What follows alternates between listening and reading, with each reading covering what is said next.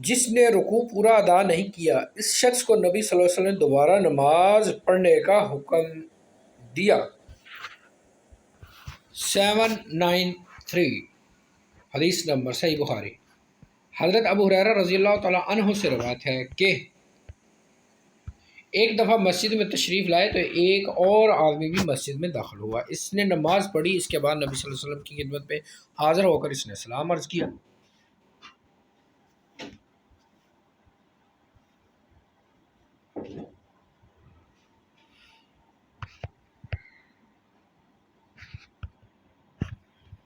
نبی صلی اللہ علیہ وسلم نے سلام کا جواب فرمایا سلام کا جواب دیا اور فرمایا واپس جا نماز پڑھ، تو نے نماز نہیں پڑھی۔ اس نے پھر نماز پڑھی، واپس آیا اور نبی صلی اللہ علیہ وسلم کو سلام عرض کیا۔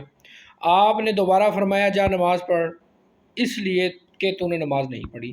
بہرحال ایسا واقعہ 3 مرتبہ پیش آیا۔ بالآخر اس شخص نے کہا اس ذات کی قسم جس نے آپ کو حق دے کر بھیجا ہے، میں اس سے بہتر نماز نہیں پڑھ سکتا، آپ مجھے نماز کی تعلیم دے۔ اس کے بعد آپ صلی اللہ علیہ وسلم نے فرمایا جب تو نماز کے لیے کھڑے ہو کر اللہ اکبر کہو، پھر قرآن سے جو میسر ہو اسے پڑھو، پھر رکوع کرو، جب اطمینان سے رکوع کر لو سر اٹھا کر سیدھے کھڑے ہو جاؤ، اس کے بعد سجدہ کرو، جب اطمینان سے سجدہ کر لو تو سر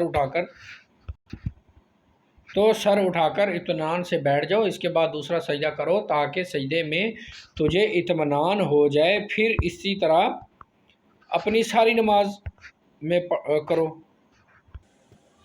صحیح بخاری حدیث نمبر 793۔